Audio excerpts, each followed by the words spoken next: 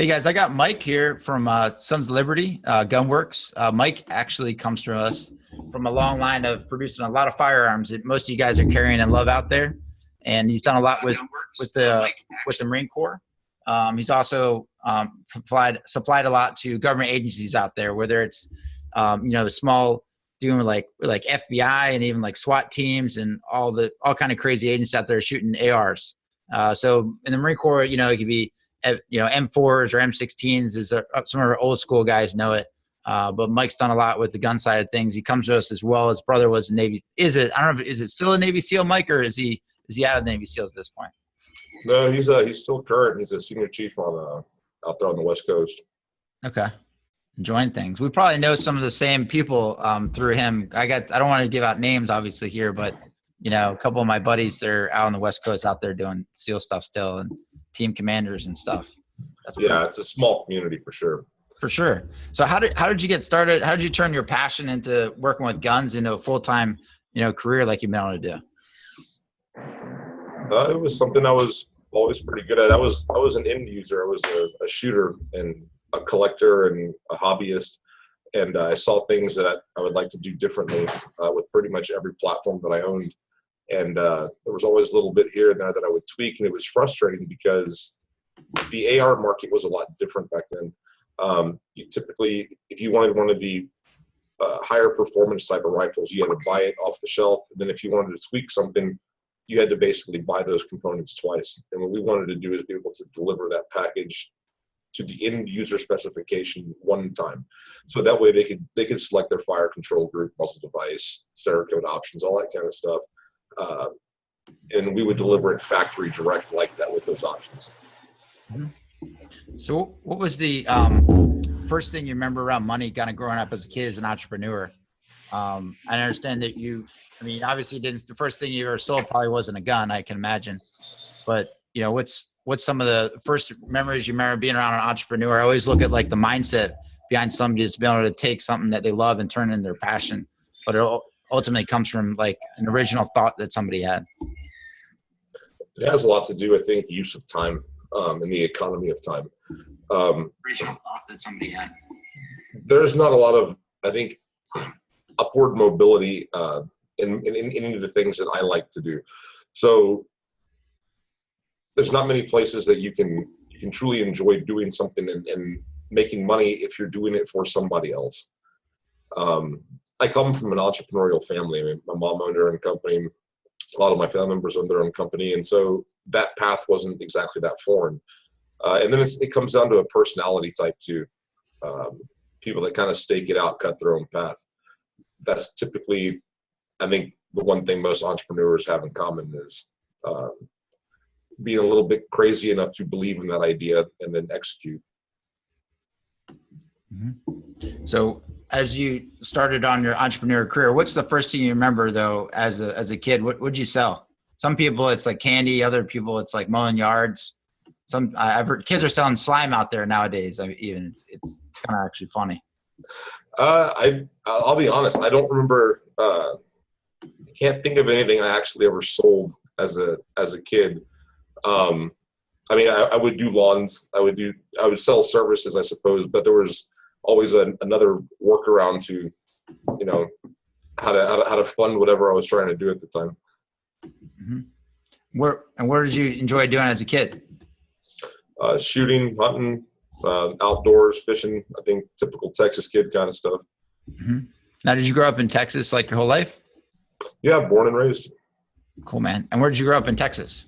San Antonio. San Antonio? Yeah. A big Spurs fan?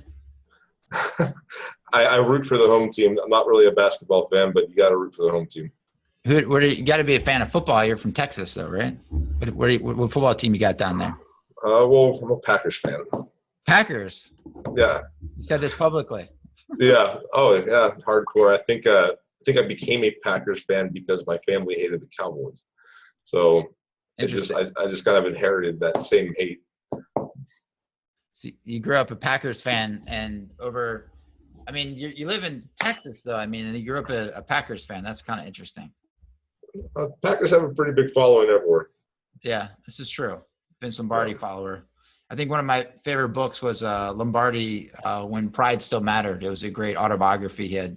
I remember reading that. It was actually the only book I brought with me overseas.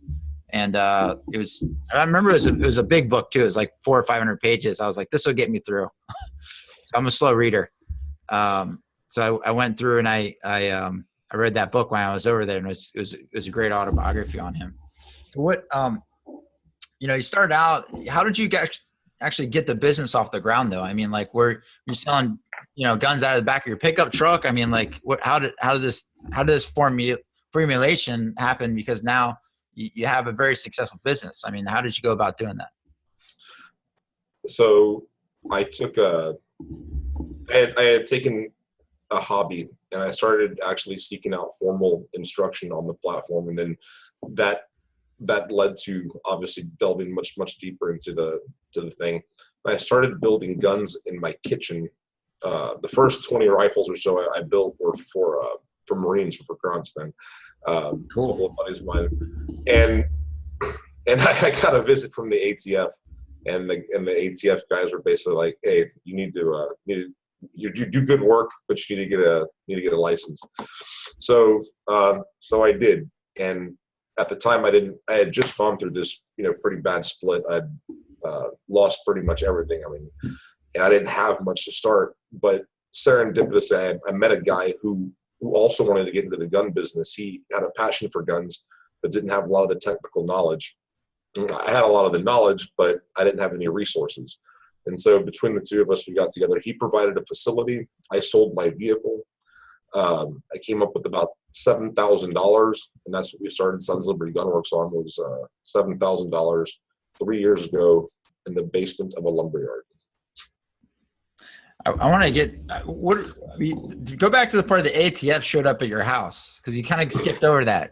They show up with like I mean, do they surround your house? I mean, like, are they? No. Actually, they were pretty polite about it. For all the grief that the ATF gets, they were actually pretty cool. They met me in a parking lot of a Kinko's, and they were like, "Hey, Did they call you on the phone or like? Yeah. They scheduled a meeting. They asked me to meet them somewhere, and they were really not, believe it or not, really nice guys. And they were like, "Hey, asshole, this is kind of your." I didn't even know it was like for real though. I mean, seems like a strange call. It's like, no, they're pretty convincing. They have they get your attention pretty quick whenever they show up with documents and stuff like that. But they were very cool, and they weren't there really to hem anybody up or screw you up or something. They just said, "Hey, go get a license," and that's what I did. How did they even hear about you doing that? I mean, you're in your house making these guns on your table. I mean, how did they get wind of it? I mean, Facebook, social media. You're talking to guys. And it started around like the gun panic. It was in kind of after the Sandy Hook shooting and stuff like that, where the AR market had completely dried up, and it created this vacuum to where it arbitrarily skyrocketed prices for stuff, and that made it a little bit more attractive to kind of dabble. And I wasn't getting into this thing to do a business. I was actually getting into it to build good rifles for good guys, and it was actually a lot of veterans that missed shooting, that missed their rifles, Marines that missed their rifles. Man, that's just how it started. And so I helped one guy build a rifle, and then he introduced me to his friend. I helped that guy buy a rifle, but I wasn't doing it as a business. I was actually doing it because I enjoyed it. Unfortunately, if you accept a beer in exchange for that, you could possibly be in the business of building guns without a license. Got it. Yeah. So that was not my intention to necessarily get into that, but once I saw that I was pretty good at it, there was a good market for it, and we had a lot of support. It just made sense. That's awesome, man. That's pretty cool.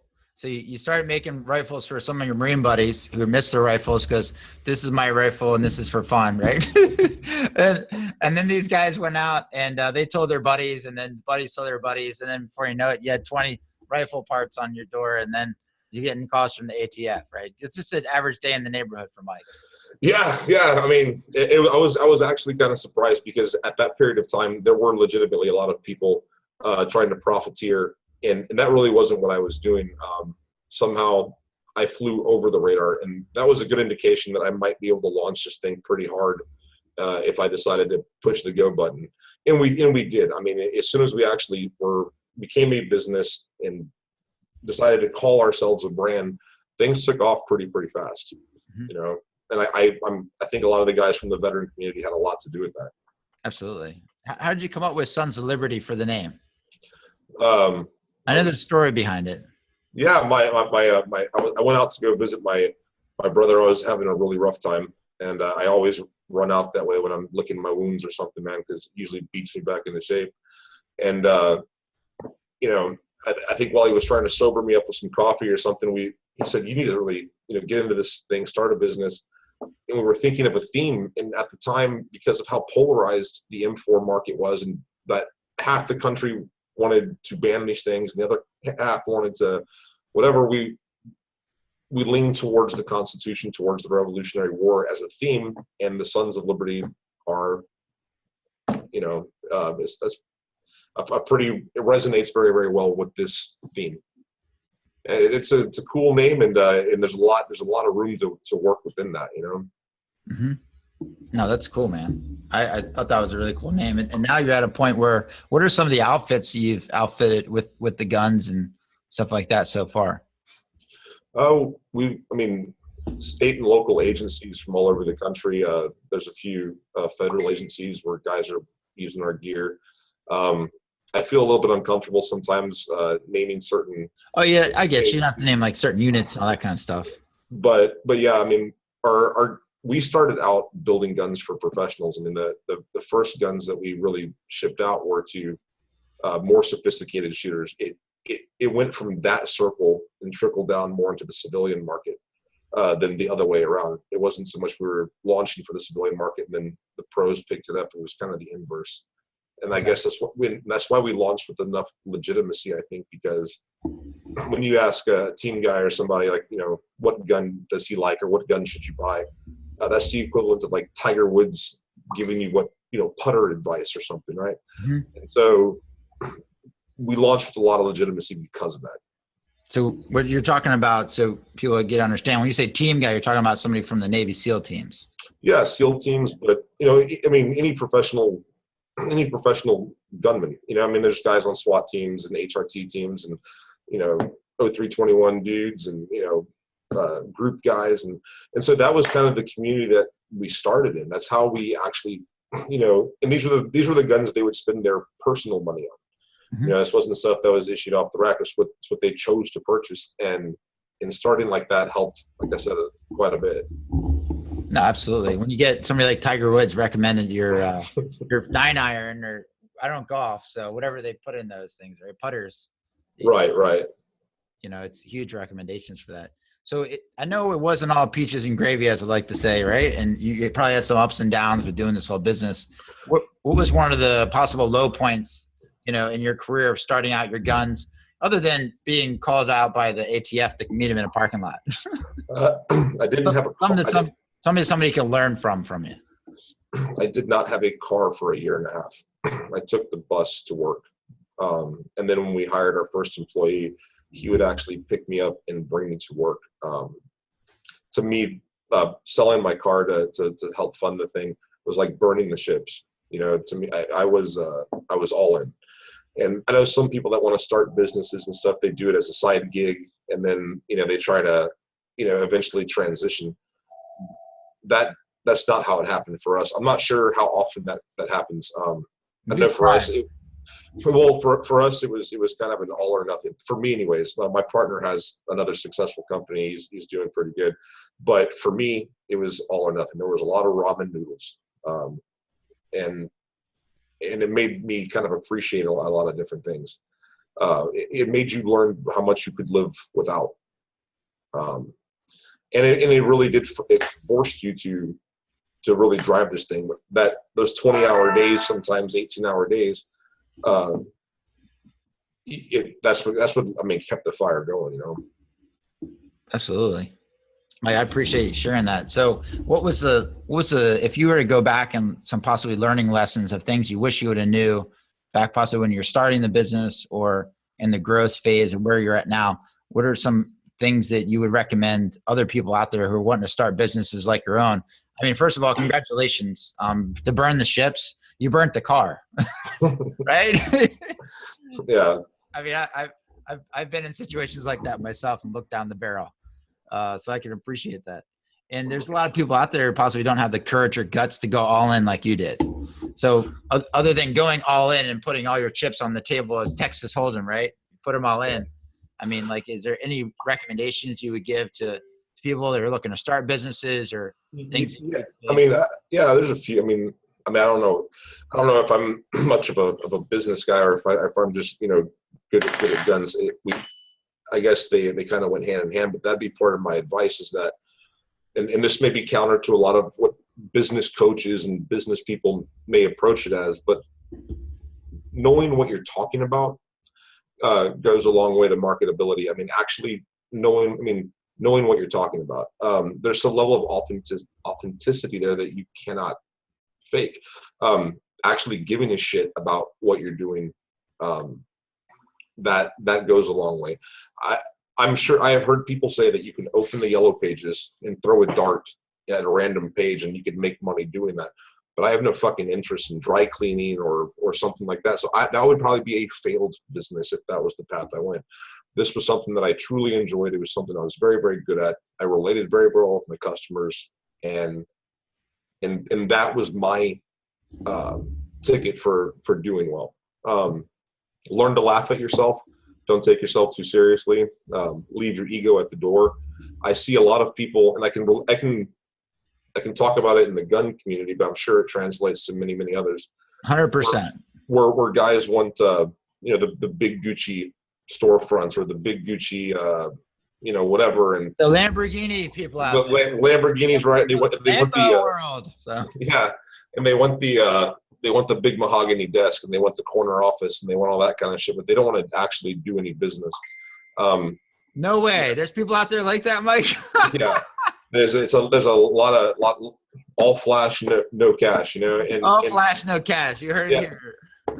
I think the guys that I think do pretty well, if you don't have a ton of funding, right? If you don't have some mega bucks behind you, is grow organically. Don't get yourself into debt. Like, we never took a loan. There were a lot of minimums. So I'll give you an example. There's a certain component that we use in our gun that there was only one source I would ever use. Their minimums at the time were 500. So the minimum order to get that was 500. Well, I didn't have the fucking money to buy 500 of them. Okay. Yeah. But I called this guy on the phone, their manager on the phone every day for about a month and a half until he finally wanted me to go away.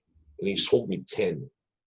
And it was those 10 components that I was able to build the first 10 rifles and then roll that over. And, now we're getting these things by the thousands a month, but at the time I could not afford that initial order. Persistence, ego, leaving your ego at the door, and just knowing what you're talking about. I think those are probably pretty important pieces. Dude, Mike, that was perfect, man. You don't need to be a business coach. I mean, you are a business coach. I'm Dominus. You're a business coach now. Yeah. Right. I'm serious, man. That's some truth. That's truth. The truth bomb. But and another thing too, I guess to hammer on, this is something I hear a lot of guys talk about is execution. And I meet now that we're in the position that we're in, we're fucking nobody, right? But we do have people approach us all the time that, hey, I have this idea, I have this thing, I have this patent, I have this, and I hear a million good ideas all the time, but there's no path or motivation to execute. And so you can have a lot of, I'd be willing to bet that somebody could make more money off of a lot of execution and a bad idea than a really, really good idea and no execution. 100%. So that's, and you've got to be motivated to do that, Yeah. So there's some truth bombs that you just laid out. First of all, be passionate about what you do. And then one of my mentors, Matt, likes to talk about this. He'll say, basically there's two types of people out there. There's plastic people and there's steel, right? And if Yeah. you take a lighter to both of them, the plastic person's going to melt real fast. Like if you ask me a bunch of questions about guns, I'd be like, hey, I know this guy, Mike, he can answer your questions. But I'd be like, I love guns. I love firing them. I love doing machine gun stuff. But the stuff that you do is like well beyond my knowledge and will ever be. So get an expert in that field, and then, you know, grow in that field, and burn your ships, burn your car, you know, whatever you got to do to get that cash to build your business. Because if you believe in it, then you can go. But it's the people that don't have the belief level that they're the ones that are sitting on the porch talking about the great idea. Yeah, exactly. Yeah, that, you know, what could have been. And I think that most entrepreneurs do have a little bit of a crazy streak to them. I don't mean crazy.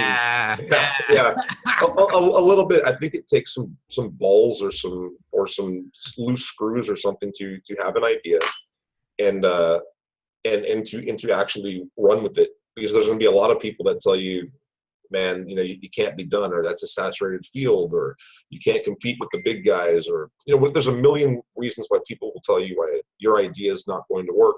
And you have to be a little bit stubborn and probably kooky to ignore that, and then to have the confidence to go out there and knock on those doors, or to put yourself out there. That's another thing, confidence. I mean, knowing what you're talking about breeds confidence, and then confidence leads to sales. Yeah. You know? I mean, all right. So I love what you said about calling and persistence for calling that manufacturer to get that one part, because you know that one part is the only one you'd actually take. So obviously the high level that you have for the product you're producing, you won't take anything less. So that speaks volumes about you. And I think I was listening to my friend Jim Bunch. He was talking about this yesterday of his son of Walt Disney, and Walt Disney went to 301 banks before he got funding to do his project, right? So you call this guy probably 300 times in a month, right, to finally get your parts to get it off the ground. So, Mike, the persistence side of things too, that just goes volumes what you do. Yeah, I mean, that's the only way to build a brand. The only way to build a brand is through consistency, to where people know exactly what they're getting every single time. That's how you get predictability in performance and surface life. And then in the business that we're in, if that's the gun going through the door, you have a high level of confidence that it is going to work every fucking time. You know, there's no do-overs in that, right? No, you don't get any do-overs when you're out being a Navy SEAL. Those guys shoot back. Right. Well, right. Or we're a homeowner at 3 a.m, right? Because someone's coming through the front door or something. You only get one shot to take the guy out the door. Yeah, and so I mean, in a zero error kind of game, consistency and predictability is key, and the only way to achieve that is to do it exactly the same way every time, and not ever cut any corners. That's the difference between us and a large majority of the industry out there. Yeah. And where does your passion come from, Mike, to have that level, you know, of consistency, to have that level of perseverance, you know, for what it is that you do? Where does that passion come from for you on the inside? It's probably not even gun related. It really comes down to seeing an idea that came out of your head, and then to see it grow, and to see it grow, and to see it grow. And then, you know, whenever you start looking at where these orders are coming from, when you start looking at who's reaching out to you, and there's people from cities I've never heard of, from states I've never been to, who order stuff from us every single day, and it's because they also think your idea is good. And once you have like that 5-star rating, once you're becoming known for those kinds of things, the motivation to maintain it is very, very strong. And it's like raising a child, and you want your child to be the star athlete or the valedictorian or whatever. And that is how we look at the brand. We want it to go out there and succeed. No, absolutely. Is there anything as you kind of look back and you're like, you know, there's a point where you wanted to stop doing what you're doing, or you're like, man, this is so hard and I'm ready to quit, or anything like that? I mean, what in your darkest hour of going through what you went through, what would you tell yourself to encourage yourself to continue forward on that mission, on that journey? Because there's people out there who unfortunately do stop, and they stop 3 feet from gold. And I know you haven't stopped, you've just kept going. But in those darkest hours, if you were going to say something to that entrepreneur, or you had to say something to yourself, what would you say? You can always quit tomorrow. Yeah, like I mean, there's a small window. You have a small finite window in which you can continue that momentum or continue that forward movement. If you just really want to quit, you can always quit tomorrow. You know, you can quit anytime you want, but you cannot restart ever again. You know, I don't mean that. I don't mean to say that as a fatalistic. I'm not saying if somebody has failed in the past, it's all fucking over. I'm not saying that. But if you start a brand and you fail at it, to restart that brand is a lot harder than to just hang it up a month down the road. And I think it comes down to some things I've heard some friends say to me is I can do anything for 5 minutes. 5 minutes. I can do anything for 5 minutes. That sounds like a SEAL thing. So. I've heard a lot of guys say stuff like that. I wouldn't know I'm civilian scum, man, but from my buddies that have been through that stuff, that's a really good approach. You can do anything for 5 minutes. Not just that, the rewards of these things, they don't happen in real time, man. They don't happen overnight. They don't happen in the immediate future. It's only in hindsight when you start seeing the stuff you've built it has become rewarding. You have to kind of get out there a little ways before you can look back and start to see what you've done. And when you're in the trenches there, man, you can't really tell what you're doing until you kind of step back and you look, and then that really does help keep pushing you forward.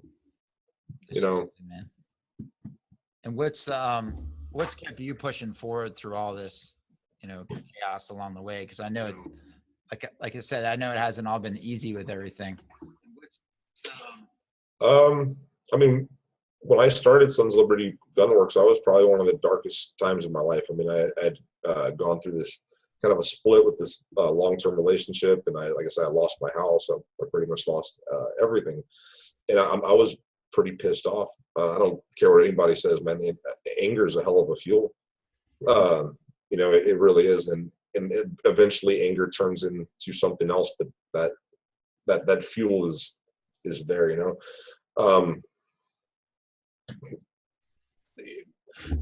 Everybody's motivated by something different. Some people want to do it for their family. Well, I don't have kids, so my motivation wasn't to provide for my kids or something. I don't really need a lot of shit, dude. So I'm not doing this to go buy a new Ferrari. Not for the new Lambo in the parking lot, right? Yeah, I know. Yeah, hey, a lot of my buddies have Lambos, man. That's the stuff that motivates them, and you know what? Fuck it, good for it. I like cruising around with them all the time. To me, it really came down to proving a few people wrong, and then once that fire starts, man, you just want to keep it growing. Tell us some of the cool stuff you're talking about, like shooting stuff out of helicopters and stuff. This industry is fun. I mean, we do a lot of flying around helicopters, shooting stuff. We're always invited to. I mean, we spend time on these, massive, incredibly affluent ranches, and I mean, pretty much anybody. Guns are one of those things that everything from celebrities to professional athletes to everybody. There's a lot of people that like guns, and so we get invited to a lot of fun events. Unfortunately, I'm in the business of discretion also, so some of it you can't kiss and tell, but man, you do meet some incredible people, and you find yourself in some incredible places. The helicopter stuff is definitely fun. You make it down to Texas, we'll get you up in the bird, and yeah. That sounds like fun, man. I've never got a chance to shoot out of a helicopter. I got a chance to ride around and something, they just drop us off, but never go shooting. It's definitely a good time, man. And we've got to do some cool projects that have we've made the news a few times. I mean, we don't get credit, but I can say that's one of ours that did that thing or something like that, and that's rewarding in its own right, So it's a fun business, and it's a lot of work. It's a lot of headaches. If I were to do, I'm currently in the project of starting another company, and my motivation for that was something less regulated, something where half the country doesn't want to put you out of business, something where we have a little bit easier global reach, something where I can advertise on Facebook. I mean, the gun business is a hard business to be in. A lot of entrepreneurs out there that are watching this that are in any other business other than the gun business, I fucking envy you. take full advantage of the boost button on Facebook, because that's something we're not allowed to do.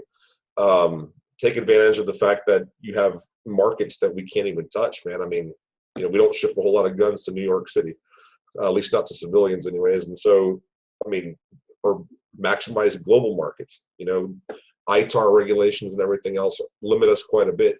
The next business that I do, I will learn from every hurdle that we had in this business. And I think it'll make it a little bit more smooth sailing on the next one. Mm-hmm. So I know you work with some of the nonprofit side of things, helping out different community events and stuff. So what are some of the things you're doing there, Mike? I've learned, it sounds corny as shit, dude, but it really does come back. Okay. Number one, I'm extremely grateful for how we got started. And a lot of that was veterans, LE guys, stuff like that. So we try to give back to that community every chance we get. We've actually seen some of these organizations in action and what they really do for guys that get hit, or even guys that are just deployed. And so raising money for that, I mean, we raised, in our first year and a half, we raised about $250,000 for different organizations.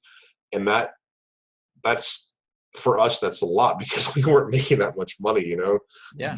But to give you an example, we got together with a buddy of mine. He was an Army officer, actually, and we donated 5 rifles to a small police department here near San Antonio, Texas.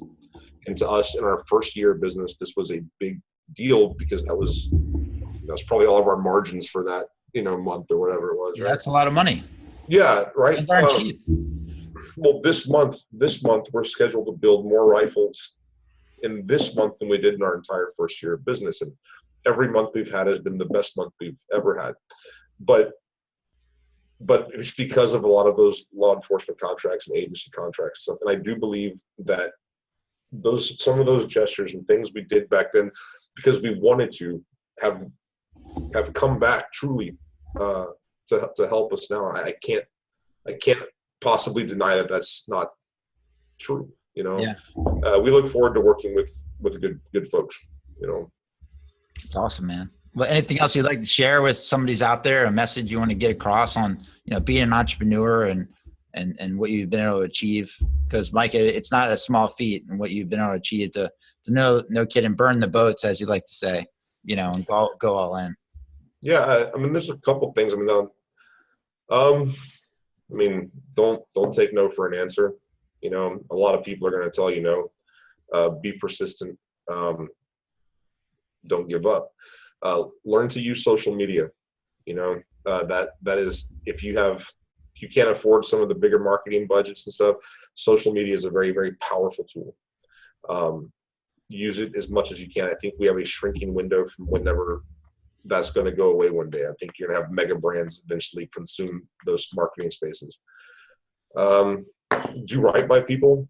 If you ever fuck something up, go out of your way to unfuck it. Some of the most loyal customers we have are people that we had fucked something up. You sent them the wrong color hat or the wrong muzzle device. And instead of sending them return labels and arguing with them or blah, blah, just take care of them. And those are the guys that have gone out. A guy that ordered a hat has turned around, and now his hunting outfit in Arizona or something, they bought 40 rifles from us because we fixed his hat issue. You never know who you're talking to. You never know what that guy's going to do. So do right by people, be persistent, and use social media.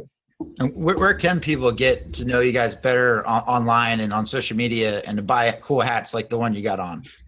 We're on Instagram, Sons of Liberty GW on Instagram, Facebook, Sons of Liberty Gunworks, our website, sonslibertygunworks.com or solgw.com. And then, of course, personal Facebook and stuff like that. That's how we connect with a lot of people. Cool, man. Well, Mike, I appreciate you coming on today. And guys, you heard it here from the horse's mouth, right? Make sure that you go out there and serve your community. That's what it's all about at the end of the day. Absolutely, man. All right. Thanks, Mike. I appreciate you. Daryl, good to see you, man. You, brother. Out.